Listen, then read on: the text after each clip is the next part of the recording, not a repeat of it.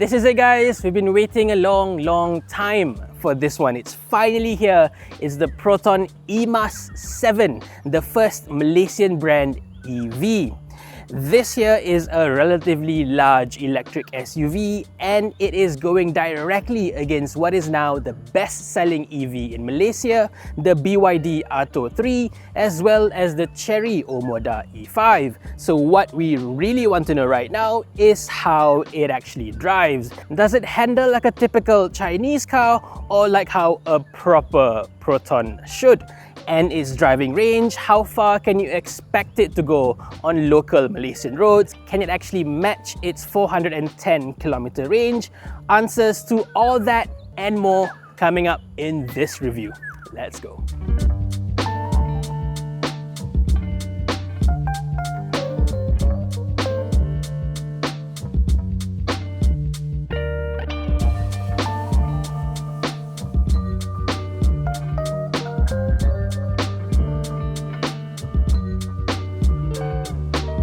Let's start with the name. First, eMas is a sub-brand under Proton where all its new and upcoming EV models will fit under. This eMas 7 is just the first of many more models to come very soon, and it hopes to replicate exactly what the Proton X70 did when it first came in back in 2018. That first Geely-based model was sort of like a halo car for Proton. It recovered some brand presence among the rakyat, and it paved the way forward for smaller, more affordable and higher volume models to come, such as the X50 and the S70. After this eMas 7, we'll soon get the eMas 5, eMas 3 and so on. So this is somewhat of a showcase of what the Proton eMas brand is all about at its very best. But having said that, I don't quite like the name itself. eMas, I know, is a throwback to an older Proton concept name, but it's pronounced eMas and not eMas, and it's not a very modern EV kind of name. Anyways, I just don't get why Proton chose that name as a sub-brand. Plus, every time you have to tell people, you have to educate people exactly how to pronounce a name rather than just reading it out, right? I don't think that is a good thing. We are back at the Proton Privé situation all over again. Moving on to pricing, there are two variants of the eMas 7, the base Prime for 110,000 ringgit and the top spec Premium that you see here for 124,000 ringgit. But as is usual with Proton recently, this car has been launched with some discounting built into the price. So the first 6,000 customers will get a full 4,000 ringgit off, meaning this car starts from 106,000, and as you see right here, this goes for 120,000 ringgit. Choosing between the two variants is very easy. The Premium adds on a bigger battery, longer range, a full panoramic sunroof, nicer wheels, power boot, and an upgraded sound system. For just 14,000 ringgit extra, it's a complete no-brainer for me. The Premium is a much better option. On the variant names though, I do have to call out the inconsistencies between different Proton models. The top models on the X70 is called the Premium X, on the X50 is called the Flagship, and here is just called the Premium. And if anything, I would say that Prime sounds even more atas than Premium, but it's the other way around over here. It's all a little bit strange. On paper, that makes it far more affordable than its closest competitors. The BYD Atto 3, for instance, currently goes for 150,000 ringgit, while the Chery Omoda E5 is 146,000 ringgit. But having said that, we all know that both Chery and BYD almost always offer large discounts on their cars, so the eMas 7's price advantage may not be quite as significant as it may seem on paper. At the same time though, a lot of people have complained that this is still too expensive for what is supposed to be a fully tax-free Proton. Some even expected it to be priced below 100,000 ringgit. But I can tell you right now, that is categorically impossible. Because as it is right now, even with the full tax-free status for fully imported EVs, there is also a floor price, a minimum price that those cars can be sold at. That is 100,000 ringgit. This eMas 7 being fully imported from China and not locally assembled here in Malaysia means that it just cannot be priced any lower than 100,000 ringgit. To me, the fact that it got even close to 100 is already remarkable. Hopefully, with CKD operations starting soon, with smaller and more affordable models coming in, we'll see eMas models sold below 100,000 ringgit. That should come really soon. I've also seen a lot of people saying that the BYD M6 is a better value buy compared to this one because that is a more practical car, being an MPV, and it's sold at about the same price as this one. But you know what, if you actually see the cars, you drive the cars for yourselves, it will be clear as day that the two cars are built to two completely different standards. The M6 is more of a budget-oriented EV, while this is a much newer, much more advanced vehicle. Beyond the fact that the BYD has a slightly larger battery and 2 extra seats, you'll find that pretty much everything else is superior with this one right here. If you look beyond EVs, this eMas 7 is priced practically exactly the same as the petrol-powered Proton X70.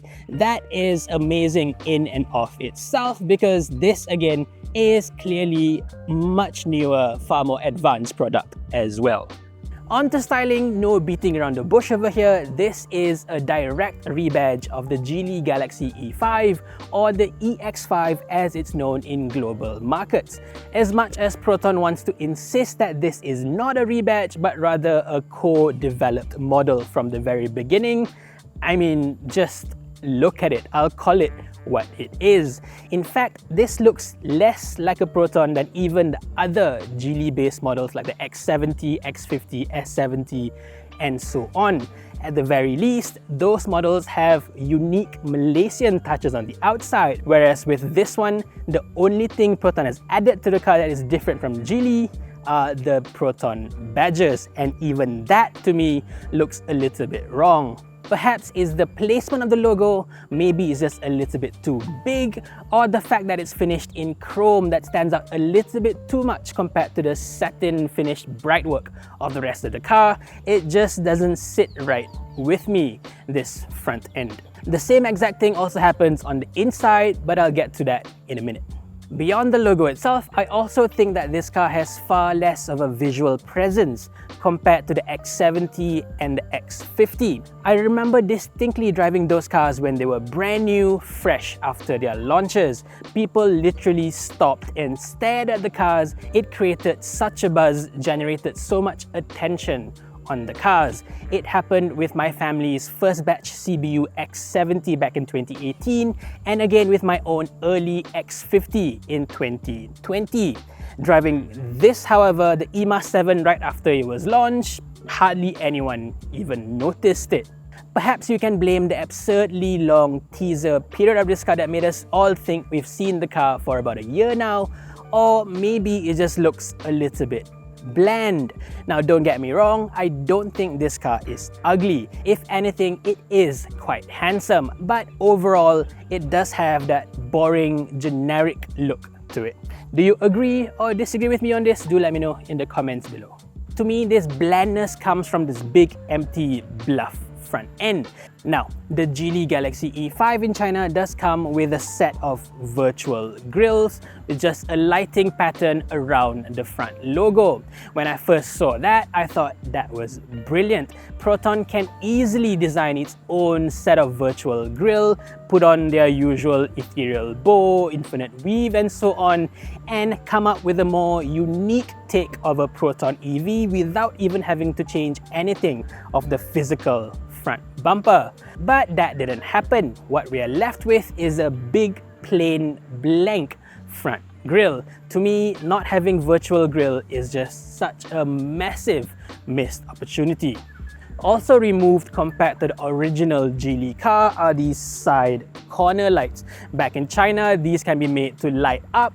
Over here, they certainly look like they can light up, but they just don't. Now, to be fair, I've been told that the side corner lights and the virtual grille is simply not available on any of this car outside of China. So perhaps it's not that Proton didn't want to design it, maybe they just weren't allowed to. Moving on, the slim headlights do have a sharp and sporty look to them at least, and even though the LED projectors themselves look really small and slim, the light projection at night is more than bright enough, which is a good thing. What I don't like, however, is that the branding on the side of the headlamps have been removed compared to the Geely model. From the Proton X70 to the X90, the X50, S70, they've all had Proton scripts within their headlights, so to remove it now, it just feels a little bit strange. Also weird is the inclusion of a few landmark buildings at the base of the front windscreen. Now that is an homage to the city where this car is made right now, Hangzhou, China. Now hopefully the locally assembled model of the eMas 7 will have a more Malaysian representation over there. Perhaps the KLCC, the KL Tower, or any one of the newer skyscrapers over there. One can only hope. That would make a lot more sense than what we have right now. As for the wheels, the base Prime variant gets a set of smaller 18-inch alloys with GT tyres, while the premium version here gets 19-inch alloys with rather decent Goodyear tyres. As for size, the eMas 7 is a little bit misleading, at least visually. Look at it in photos, in videos, and even in person, you may not think that this is a particularly large SUV. In reality, at over 4.6 meters long, this is actually larger than the Proton X70. It is also bigger in every dimension compared to both of its closest rivals, the BYD Atto 3 and the Chery Omoda E5. And while both of those models are often referred to as B-segment electric SUVs, this is definitely a proper C-segment vehicle. It's longer, it's wider, it's taller, even the wheelbase is longer than both of its rivals. Beyond the sheer size, you also notice that the windows of this car may look relatively big and tall compared to most other modern SUVs. Now, this may give it a bit of an old school vibe visually, but it does wonders for the visibility of those seated inside. Moving on, the charging flap of the eMas 7 is placed right over the front wheel in a similar place to the Atto 3. Now, the Chery E5 does have a bit more of a unique placement for the charger right in front, but it does have a rather flimsy front flap. This on the eMas 7 feels far more sturdy. Another highlight for this model are the pop-out door handles. Now, this looks really good visually because it sits flush against the body, giving off a much cleaner look. But it's also functional because these are designed to be more aerodynamic, cutting the drag as you drive along, cruising along on the highways. This works really well with the proximity sensor key fob, so you can just walk up to the car and the door handles will pop out automatically. Once you're done, just walk away and it will lock itself up, closing the door handles. It's really cool. Speaking of the key fob itself, it looks really cool and it comes in a set of two, one white and one black. That's perfect if you're sharing the car between two drivers. Moving on to the back, again, the word bland comes to my mind. It's not a bad looking car per se, but it's not an exciting one either. I think if you cover up all the Proton badges, this can pass off for any Chinese car. What I do like, however, is the full-width LED taillights. At night when it's lit up, the illumination does look pretty interesting, but again, it comes with a bit of missed opportunity over here. This center bit over here, if they can move the Proton logo up into it like what Zeekr does on their cars, that would look far nicer, I would say. This being an EV, you won't find any exhaust ports at the bottom, and if you're to look at the bottom of the car, pretty much everything is fully covered up for aerodynamic purposes. One last thing before we get in, this particular car does have a bit of a suspect panel gap issue, similar to most Teslas really. The gap to the left of the tailgate is definitely larger than on the right, but I'm sure this is an easy fix. Thankfully, the eMas 7 has a much better showing in here compared to the exterior. Now, looking at this design over here, it's clear as day that this is a much fresher, newer product compared to all of its rivals. Now, you gotta remember that this car was only unveiled in China about 6 months ago, and now it's already on the road here in Malaysia. Whereas the BYD Atto 3, for instance, was first shown in China back in 2021 and launched here more than a year later at the end of 2022. Now, 2 or 3 years is an absolute eternity by Chinese car standards, and it clearly shows in here. This just looks far newer.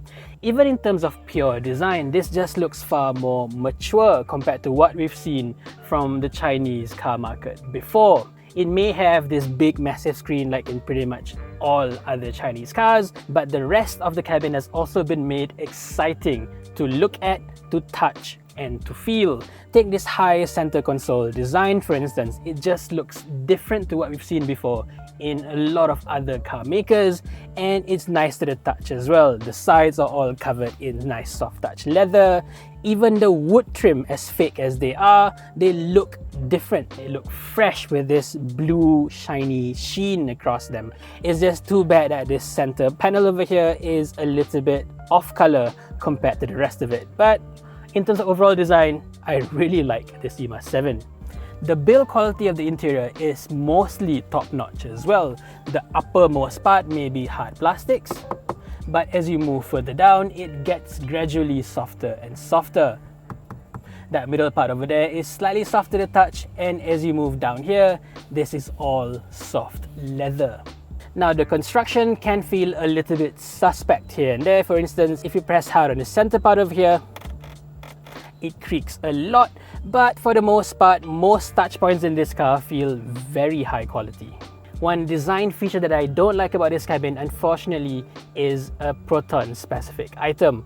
The Proton logo again is finished in chrome, so it doesn't match the rest of the satin silver finishes across the interior, and this is again repeated on the front backrest buttons as well. Next, let's move on to this big center screen over here. At over 15 inches, is one of the largest screens in the industry right now, and it's definitely one of the sharpest. This is a 2.5K resolution screen, so it's pin sharp, and even the 360-degree camera is equally sharp as well. It's one of the best in the business right now. Better yet, this uses one of the most high-tech automotive class processors to power this whole thing. This is sourced from Meizu, which is a Chinese phone maker that is fully owned by Geely. The whole interface is called Flyme OS, and it works really well. Changing the wallpaper is all just a single swipe away, and even going through all the app drawer, it all works really quick and easy to maneuver as well. This is easily one of the snappiest, easy to use user interfaces I've ever experienced from a Chinese car maker. Not only does it look nice and clean, but most of the buttons are also customizable, so you can move them about. So you can move all the apps that you use the most to the nearest position and move away the bits you don't use further down where you won't have to look for them. One big advantage this car has over practically all other EVs in Malaysia is the use of an integrated charger map. With this, you can find nearby chargers, check their availability, their pricing, and eventually even pay for them within this screen over here.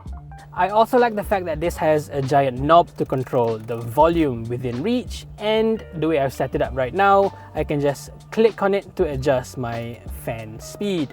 You can even hold the button down to customize what the click would actually change. But of course, with the interface being born in China, obviously it has its fair few of questionable English language usage. For instance, it uses a lot of direct translation terms such as air volume instead of fan speed, car endurance instead of range, standards instead of standard, and the seat memory functions are labeled as habit 1, 2, and 3. Even the seat controls are labeled as cozy seats for whatever reason. Plus, as of right now, we still don't have access to both Apple CarPlay and Android Auto. This should be fixed by the middle of this year, but like I said, as of right now, it feels incomplete. Driving a car without AACP right now, it just feels like going back in time, really. Other issues I found with this car include the complete lack of any physical controls for the sunroof over here. So the only way to control that is to swipe down from the screen, click sunroof blind, and then pull this slider down. That's way too many steps for such a simple thing that you can just control by flicking one button. Of course, you can also use high Proton voice recognition, but again, I don't really know if a lot of people actually use this feature, at least once after they've just shown it off to their friends the one time. Also confirmed, the high Proton voice recognition system will soon support Bahasa Malaysia, which is a nice touch. And then while you can adjust the fan speed by using this center knob over here, when you first start the car up, it takes about 30 seconds for everything to boot up for it to work properly. So if you've parked the car under the sun, getting in and you furiously want to have the aircon turned up to full, that wouldn't work properly. That can be really annoying. Thankfully, the rest of the cabin is actually quite pleasant. The seats themselves are really nice and comfortable, one of the best we've seen so far by Proton. This is almost as comfortable as the ones in the X70 and way better than the ones in the X50, S70, even the X90. It's nice and supportive, the base is nice and long with a lot of thigh support as well, and is really nice and soft for short and long distances. One thing it does not have, however, is any form of lumbar adjustment, but for me, I don't miss it that much. Beyond the large center display, you also have a smaller screen to act as your instrument cluster. This is also very well designed, very mature. It looks far less childish than the ones we've seen in a few other Chinese car makers. At the top, there is also a head-up display, which is available for the first time in the segment, and this is one of the better ones as well. It's full color and it shows you quite a lot of useful information. Unfortunately, this is only fitted to the top premium models. If you buy the cheaper Prime variant, you don't get the HUD, the front left passenger will be full manual, and you also lose out on the memory settings for the driver seats. One more thing that is reserved for the top spec model is the upgraded speaker setup. This now has 16 speakers, although that also includes 2 tiny tweeters fitted inside the driver headrests. Now, these don't really work all that well. All it does is shout out navigation functions, or if you ever pick up a call through Bluetooth, the voice will come from the headrest over here, so it's less distracting to the rest of the other passengers. But it also sounds like someone is talking literally behind your back, so I'm not really a big fan of it. It doesn't play music in any way, so I think it is a bit misleading to say that this is a 16 speaker audio setup. Only 14 speakers play music. This is easily the absolute best stock audio system we've ever had on a Proton so far. It's not crystal clear up to audiophile standard, of course, but it's better than, say, the Sony speakers in the Chery E5 and much better than the ones on the BYD Atto 3. To me, this sounds way better than the Kenwood branded speakers on the original X70 even. However, whichever variant you choose, you don't get the adjustable leg rest that you can find on Geely models. Moving on to the back, as you can see, it's absolutely humongous back here. There's plenty of legroom and headroom is very good. I'm only 167 centimeters tall, but you can see even if you're much taller than I am, you shouldn't have any issues sitting in the back here. The seats are also supremely comfortable, as good as they are at the front. They are nice and soft and cozy. The base is nice and long. The backrest is actually shaped nicely to support your back, and you can recline it further as well. Better yet, unlike most other EVs, the floor is set at the correct height, so sitting up straight, I don't feel like my underthighs are hanging off at all. This feels like I'm sitting in a regular petrol car. In most other EVs, you'll have the floor set up so high, you'll be sitting like so. Over long distances, you'll feel like your legs get tired really quickly. This here, as it is right now, it's fantastic, it's wonderful, it's so comfortable, easily the best in the class by far. Also good are the amenities back here. You get a full panoramic sunroof up top, although this is only on the premium variant. And down here you get 2 aircon vents, a small little cubby hole over there that also doubles up as a handle for the drawer. Here you can put in small water bottles or even food for rear passengers, and on top of that, there is also a second drawer on this side as well. Pull that out and there's this big compartment for you to store your spare pair of shoes or things you don't want to be seen by others. This is really nice and practical. Beyond that, the high quality feel of this cabin is also extended to the rear door cards themselves. So while most other cars have the whole front cabin nice and soft, but the rear cards hard, including a few other Proton cars as well, here it's nice and soft all around. The windows also drop down completely, which is a nice touch. And like I mentioned earlier, the windows are all very big, so no matter where you're seated in this car, you get a good view out. Now, that's not something you can say about most other modern cars. One thing I should comment on though is that the window controls do feel like it's set the other way around. As it is, the window controls stick straight up, but to bring the windows down, you have to push it up instead of down. To me, that is counterintuitive. I've even asked quite a few of my friends and family members, and they've all thought it's set the wrong way.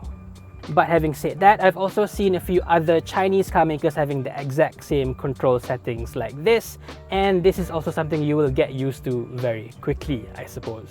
Talking about the windows, it's worth mentioning the car does not come with window tinting as standard. This being one of the top Proton models right now, I would have expected it to come included with window tint as well. But then again, this car being fully imported rather than locally assembled may complicate things a little bit, I suppose.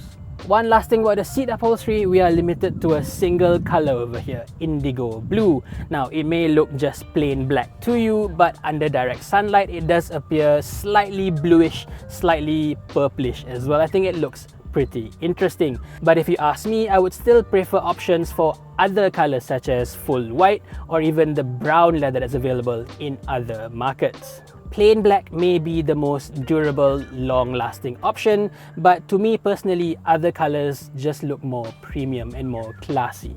Moving on to the boot, the Proton eMas 7 has 460 liters of cargo space back here. That is pretty decent, bigger than both its closest competitors, but compared to ICE models, that is actually closer to the Proton X50 rather than the X70. Having said that, I think this car's practicality is actually really good because the floor over here, it's easy for you to just move it down to a lower level.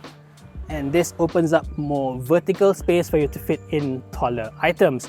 Or you can just lift up the floor completely to open up this big massive hole underneath. This is lined in plain plastic for you to fit in dirty or wet items, or I've even been told that you can fit a full-size golf bag standing up within this hole. That is pretty cool. What's not great, however, is the complete lack of a tonneau cover back here. That means when you close the tailgate, anyone can just peep through the windows to see what you have in the back of your car. Now, not having a tonneau cover isn't really a massive issue for cars that come with privacy glass at the back, like the Tesla Model Y, the Smart #1 and #3, and so on. But since this eMas 7 comes with clear glass all around, yeah, that's not good. But having said that, I've already seen early adopters installing makeshift tonneau covers that they've bought from Taobao or AliExpress and so on. Those fit rather well, but I still think it's just bad form that is not fitted as standard to begin with. Another thing this car does not have is a frunk, but as you can see, the bonnet compartment is pretty much full already.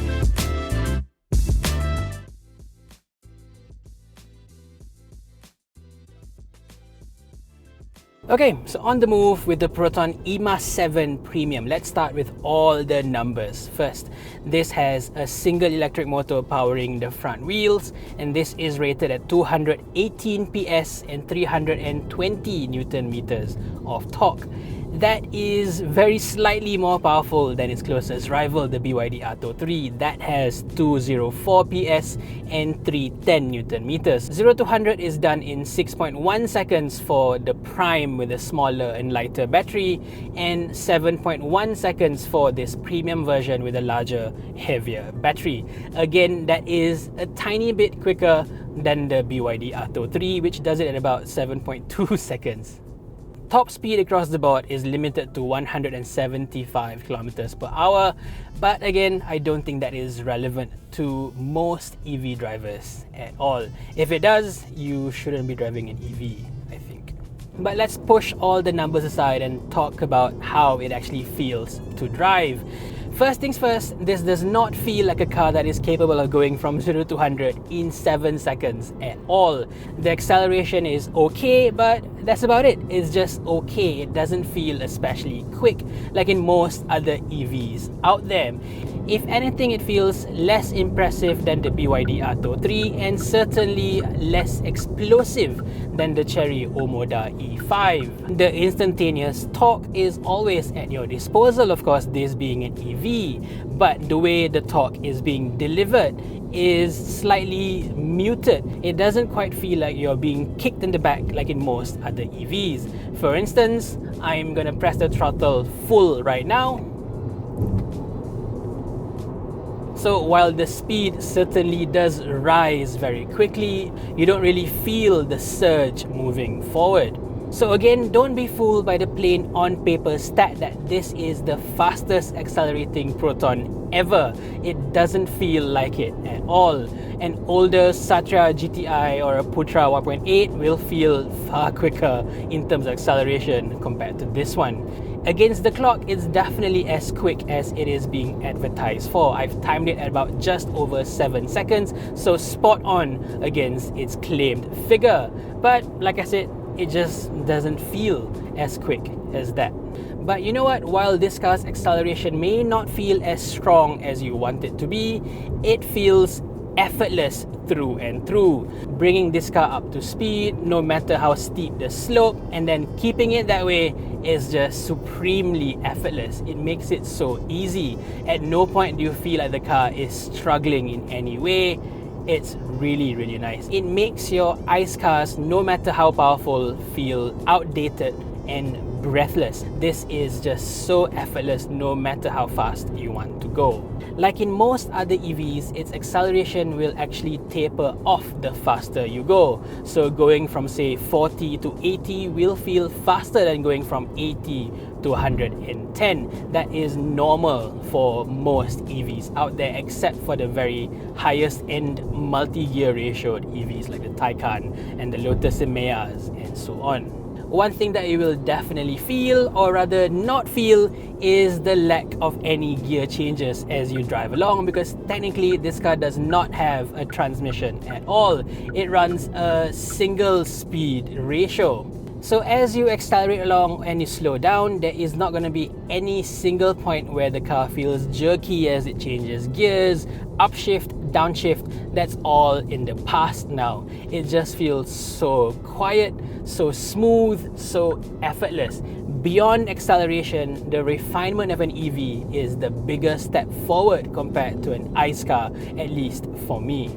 Personally, I have both ICE cars and an EV at home, but if I know for a fact I'll get stuck in traffic, I'll make it a point to drive the EV, because getting stuck in traffic in an EV is definitely more relaxing than driving a big old ICE car. That is for sure. With the eMas 7, however, the equation isn't quite as simple, because this also has that annoying ice cream van sound as you drive below 30 kilometers per hour. So the entire time that you're stuck in a jam, moving slowly, the car will just sing along in the background as if you're driving an ice cream van. That is super annoying.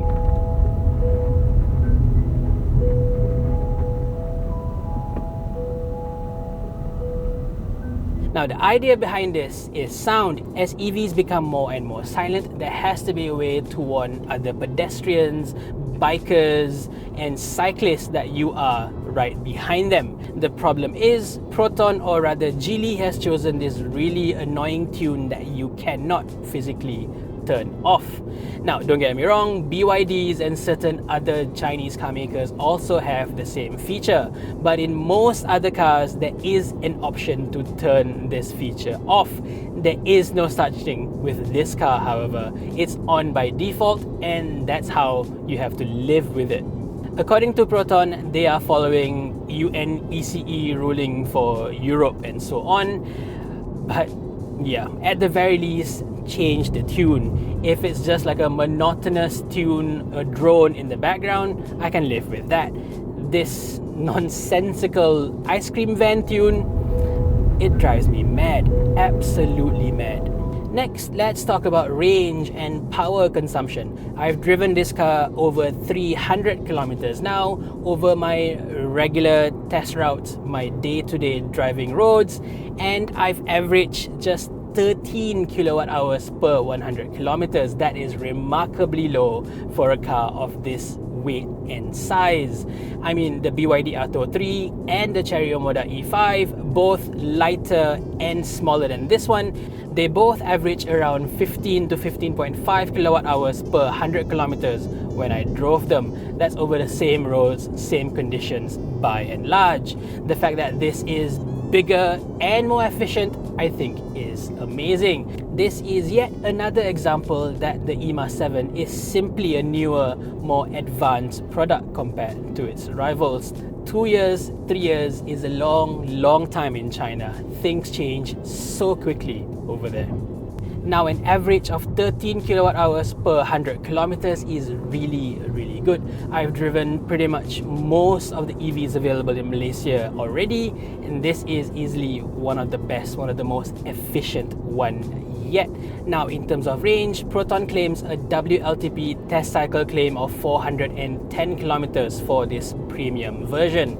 Now, with my own test results, 13 kilowatt hours per 100 kilometers, assuming that the net usable battery capacity of this car is 55 kilowatt hours as opposed to the 60 kilowatt hour gross battery capacity, that works out to a real world range, at least for me with my driving style, of about 420 kilometers. Like I said, I've driven many EVs out there. Very few of them I get to match the WLTP claim. Even fewer still, I get to exceed the claimed range. This is among the very top so far. Whenever I review EVs, I always make it a point to drive it as normally as I can. I don't hypermile, I don't drive it especially slow or especially quick.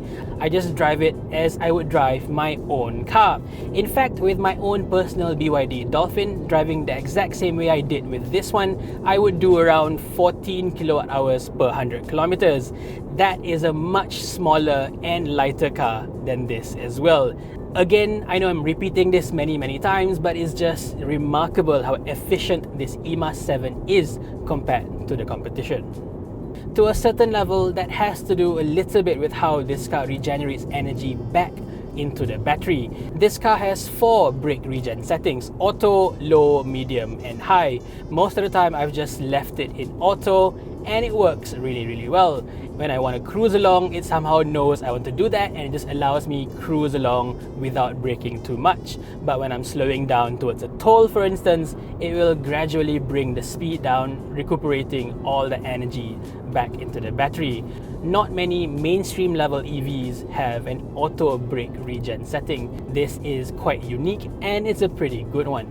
Another thing that I really like is the range indicator on this car. If anything, it's perhaps a little bit too pessimistic, which in a way is a good thing as opposed to the highly optimistic numbers on the BYD. On the BYD Atto 3, for instance, the range indicator may say 400 or 500, where in reality you can never, it's impossible to get anywhere close to those expected range numbers. Here, it sets your expectations right. I would say this is a much better approach. Next, let's move on to charging, where again it's mostly good news. This has an AC onboard charger up to 11 kilowatts, which makes it far better than the BYD Atto 3, which only has a single phase 7 kilowatt OBC. The Chery Omoda E5 is somewhat between the two models at 9.9 kilowatts, but it's not far off this one. Having an 11 kilowatt onboard charger just makes it far easier to manage home charging as compared to the BYD. Now, of course, if you're leaving it charging overnight at home, it's not such a big difference, but it does if you're using public AC chargers, for instance. Now, in Malaysia, we still have quite a few 11 kilowatt AC public chargers. Now, if you were to hook up a 7 kilowatt BYD onto that, you will only pull in 3.7 kilowatts, and most of the time these chargers are using time-based chargers rather than kilowatt-based, so you'll be charging slower, being charged more for it. With an 11 kilowatt OBC, that's not going to be an issue anymore. If you plug it up to a 7 kilowatt charger, it will pull in 7. If you plug it up to 11 kilowatt charger, it will pull in 11. That's not going to be a worry anymore. It is quite a big advantage over BYDs. As for the cost of charging this car, if you charge it at home, it's going to cost you around 30 ringgit for a full charge, which can bring you around 400 kilometers. To go around the same distance with a petrol car, you will need probably around 60 ringgit worth of petrol, and that's even before we factor in the targeted subsidies for RON 95 coming soon.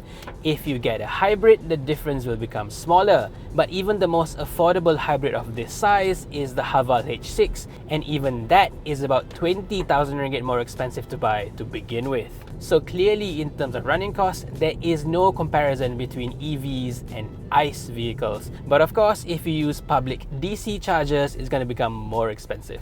Moving on to DC fast charging, the eMas 7 Premium can take up to 100 kilowatts, which is slightly faster than both its closest rivals, but not by much. The claimed charging times include 30 to 80% SOC in just 20 minutes. While that sounds really quick, it's again a little bit misleading because the number is from 30 to 80 instead of the usual 10 to 80% SOC claim that most other car makers use. If you are to do the same 10 to 80%, it'll take just below 30 minutes, which is about average with most EVs out there, I suppose. The max DC charging rate drops down to just 80 kilowatts with the Prime version with the smaller battery pack. But again, with a smaller battery pack, you'll take less time to charge it up anyway, so yeah, it all balances out. Speaking of the battery though, the ones here are quite unique because Geely uses its own Aegis LFP short blade battery pack. This is quite different compared to the regular BYD blade battery. It takes up a different shape, it's a different thickness, it's a different length. So according to Geely, it is easier to package. It's a bit more energy dense as well. In fact, Geely claims that the energy density is now on par with a regular NMC battery. So moving from an NMC battery into an LFP pack, or at least Geely's own LFP pack, no longer means that you lose out in terms of ultimate capacity. According to Geely's internal test data, the batteries have been torture tested to last up to 1 million kilometers. And in fact, after 400,000 kilometers, the SOH, the state of health of the battery, is still just over 90%. That is well beyond industry standards, according to Geely. Here in Malaysia, the battery pack has its own 8-year or 160,000 kilometer warranty, whichever comes first. So if ever the battery SOH drops below 70% before the time or mileage limit, you should get a 1-to-1 replacement battery. But again, this is similar to quite a few other EV makers in the market as well. It's not quite unique to Proton, but the rest of the car, other than the battery and the electric motor, is covered by an industry-leading 6-year unlimited mileage warranty. That is a good thing. Next, let's move on to ride and handling, and here is doubly important because that's what usually makes a Proton a real Proton. This one, it doesn't really look like a Proton. If it doesn't drive like one as well, yeah, it's hardly worth the logo at the front now, is it? Thankfully though, you can really feel Proton's expertise in making this car fit local Malaysian driving conditions. To me, this is a really nice balance between both comfort and dynamics. It doesn't stray too far to either extremes, but it's a really good middle ground, I would say. The Atto 3 is very clearly geared towards comfort, but show it a pair of corners and it will understeer, it will bounce around all over the place. The Chery Omoda E5 is slightly better, but it's still towards the softer comfort side as well. The eMas 7 over here has a far superior suspension tuning package, thanks to Proton, obviously. Now, a few colleagues of mine have driven the original Geely E5 Galaxy, and they've said the suspension on that car was hopeless. It was way too soft, almost pillowy soft, and it was just unfit for our local roads. This one over here, now with Proton Ride and Handling, it's near perfect. It's not quite there yet though. I think given more time, they can definitely fine-tune it to be a little bit less wallowy at the back with a bit more body control as well. But I would say given the time they had and given the base of the car, where it started from, how it has been transformed into what we have right now, it's still very impressive work.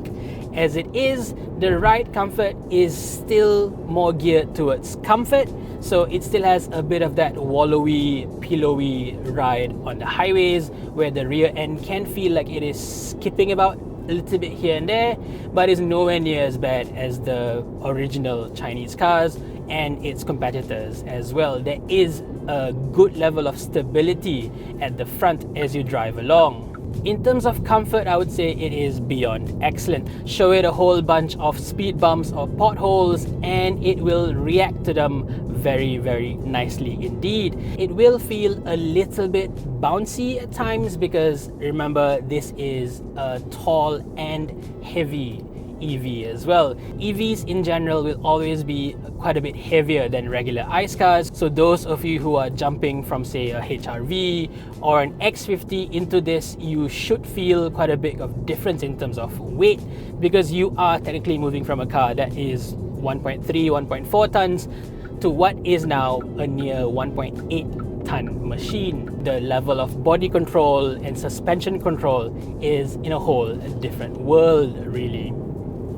As for handling, I would say it is solid, perhaps not quite up to the usual high standards of Proton, but given what they've had to work with, I would say this is okay, it's not bad. The steering is actually quite good. It loads up as you throw it into a corner, and the body control is very, very stable and predictable as well. But given the weight and the general softness of the springs and dampers, of course you will get plenty of body roll along the way. The actual body control, however, is very, very decent. I don't think you'll have a lot of fun driving this car per se, but you will definitely feel far more secure, far more safe than you will in say a Atto 3 or a Chery Omoda E5. That I can guarantee. I've also been told that the same suspension setup will be used in Geely's export markets, including Australia, New Zealand, and so on. Now, the guys over there will have a different level of acceptance when it comes to ride and handling. Again, they usually tend to prefer more handling rather than ride, so we'll see what they think about this setup. One thing that I really must mention, by the way, is just how awkward this two-spoke steering feels. It really is an odd shape. It's flat at the top, flat at the bottom as well. It's more wide than it is tall. It's okay when you're just driving along on the highways and so on, but when you're like say parking, twirling the steering around left and right, me personally, I find it difficult to see if the steering is now straight or not. That's not something I found in the many cars that I've tested with this funny steering wheel. However, yeah, I'm not a fan. But again, I'm sure if you live with this for long enough, you will eventually get used to it, as with most things, I suppose. Next, let's talk about Refinement, where it's a mix of both very good and surprisingly quite bad as well. Now, in general, the eMas 7 is a quiet and refined car, apart from the annoying ice cream van sound at low speeds, of course. But if you drive it normally, say between 60 up to 100 kilometers per hour, you won't hear much of a wind noise coming in, and even the tire rock coming in will be quite minimal as well. This is a nice and relaxing car to enjoy over long drives, I would say. But as soon as you head towards the national speed limit 110, or if you go slightly above that 120, 130, quite a fair bit of wind noise will start entering the cabin from the right side, perhaps around the wing mirror over here. Now, this isn't quite as bad as my early batch Proton X50 from 2020, which they've never fixed, by the way. That started at around 60-70 kilometers per hour. This year is still disappointing to see for a flagship product like this eMas 7. Hopefully they will fix this issue in future updates, of this car. As for tyre roar, I would say this is more than acceptable. If anything, it's far more quiet than those early versions of the BYD Atto 3 with the cheapo Atlas tyres. I've also been told that the prime version of this car running on the GT tyres, there's quite a fair bit more tyre roar coming into the cabin. So as usual, you do get what you pay for. You pay more for the premium, you get a more premium experience overall. That's fair, I suppose. Lastly, let's talk about the ADAS system, the Active Safety Assist systems. And surprisingly, this is one of the best in the business as well. Usually with Proton systems, they are decent but nowhere near excellent. The latest versions on the X90 and the S70, they are way better than the previous ones on, say, the X50 like I have at home. The one on this car over here is a big upgrade over the latest Proton models as well. I would call it excellent. This to me is almost as good as what Tesla offers in its autopilot system. This car is clever enough to slow down to take a corner on the highway, and then it accelerates very smoothly back up to the original speed as well. It knows how to slow down, how to accelerate in a more natural manner instead of just jabbing at the throttle or the brakes. It knows how to take corners very gradually, very smoothly as well. It's really good actually. This system even works really well in slow-moving traffic jam as well. It's nice and smooth. At no point does it just randomly jam on the brakes or disengages like in most other autopilot systems. Here, it's very dependable. It's just that in a traffic jam, you'll have to listen to that, ice cream van drone the entire time. Yes, I've mentioned it, 3-4 times now. That's because I absolutely hate that feature. That needs to be able to be turned off. Another big annoyance is the speed limit alarm. Now this can be turned off, but it's turned on by default every single time you start the car again. This may not sound like a big deal to you, but trust me, it is super annoying, especially in town. Every time you go above 30, 40, 50 kilometers per hour, it makes a lot of noise. Hopefully, future OTA updates will allow us to turn both these features off permanently. So there you go guys, that's my full review of the Proton eMas 7 in Malaysia or the Geely EX5 in other markets. All in all, I can very honestly say that this is a very capable and polished product. Now of course, this is far from being the most exciting car to look at. Its onboard interface can be refined further, and its high-speed wind noise is certainly annoying. But at the same time, this car also has a wonderful, high-class, high-quality and spacious interior, a really good balance between comfort and dynamics, excellent ADAS system, and best of all, remarkably low power consumption. With my own driving pattern, I've got no issues matching or even exceeding this car's claimed WLTP range. So in the long run, this will be cheaper to run compared to its competitors, and of course, much cheaper to buy to begin with. So as the very first Malaysian brand EV, this to me is nothing short of an excellent product. I just hope that future eMas models will have more Proton in them and less Geely. Do you agree or disagree with me on this? Do let me know in the comment section below. Thank you for watching everyone, and stay safe.